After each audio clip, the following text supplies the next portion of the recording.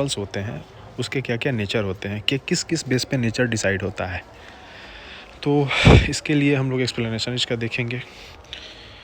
तो यहाँ पे कुछ की पॉइंट्स फॉलोइंग लिस्टेड है, जिसमें लिखा है कि ये की पॉइंट्स हैं, ठीक। तो इसमें आता है universe applicability, general guidelines formed by practice and experiments, flexible, mainly behavioural, cause and effect relationship, contingent. तो इसमें क्या है कि इसको हम एक एक करके डिस्क्राइब करते चलेंगे। फर्स्ट है कि यूनिवर्स एप्लीकेबिलिटी, इसका मतलब ये होता है कि intended to apply for all private public sector, small big sector, business non business sector, manufacturing और सर्विस सेक्टर। इसका साफ मतलब है कि जो प्रिंसिपल्स जो भी होते हैं, मैनेजमेंट के जो भी प्रिंसिपल्स होते हैं, गाइडलाइंस होते हैं, वो क्या होते हैं, यूनिवर्स एप्लीकेबिलिटी होते हैं। उसमें मतलब सारे के सारे सेक्टर पे अप्लाई होंगे यूनिवर्स, चाहे वो बिजनेस का सेक्टर इस देश में हो या फिर किसी अनदर कंट्री में हो, ठीक। तो सारे के सारे जो भी गाइडलाइंस होंगे, प्रिंसिपल्स होंगे, सारे के सारे उसको अप्लाई किया जाएगा, सारे सेक्टर पे वो मान्य होंगे। सेकंड है कि जनरल गाइडलाइंस क्या है। General guideline just provide general guidelines to managerial action, not provide readymade solution.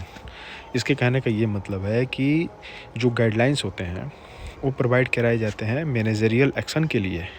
इसमें जो भी मतलब प्रिंसिपल्स जो भी होते हैं ना मैनेजमेंट के, उसके थ्रू कुछ गाइडलाइंस होते हैं, तो उसको क्या कराया जाता है कि प्रोवाइड कराया जाता है किसी भी ऑर्गेनाइजेशन को, मैनेजमेंट को। तो क्या होता है कि उस गाइडलाइन के तहत ही चलना होता है, नॉट प्रोवाइड रेडीमेड सॉल्यूशन।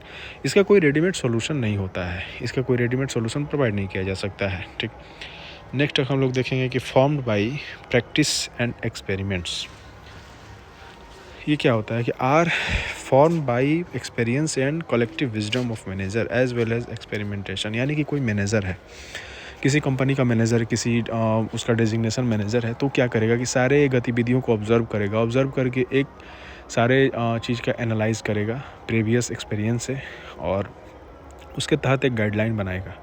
तो यही वही बोल रहा है कि सबसे पहले प्रैक्टिस किया जाता है, फिर एक्सपेरिमेंट किया जाता है, फिर उसको गाइडलाइन करके उसको फॉर्मेशन उसका किया जाता है, ठीक। फिर आता है flexible, it is always flexible which can modified according to situation.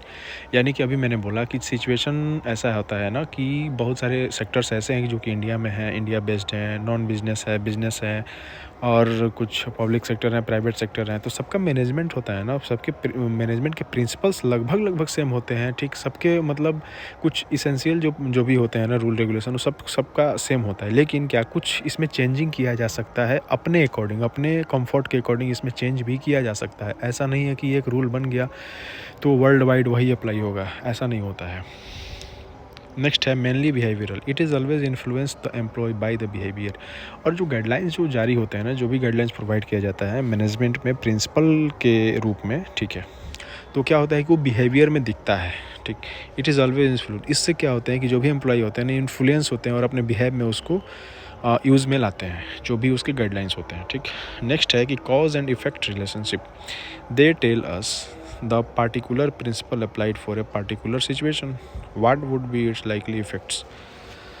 बोल रहा है कि जो भी कुछ पार्टिकुलर प्रिंसिपल होते हैं वो कहाँ अप्लाई होते हैं, पार्टिकुलर सिचुएशन। जैसा कि अभी मैंने कहा कि कुछ एसेंशियल जो भी प्रिंसिपल्स होते हैं वो सबके सब सारे सेक्टर्स के लिए सेम होते हैं रूल रेगुलेशन। लेकिन क्या कुछ ऐसे मतलब प्रिंसिपल्स होते हैं जो कि अपने कंफर्ट के अकॉर्डिंग उसको बनाया जाता है और उसको अपने बिहेवियर में उतारा जाता है।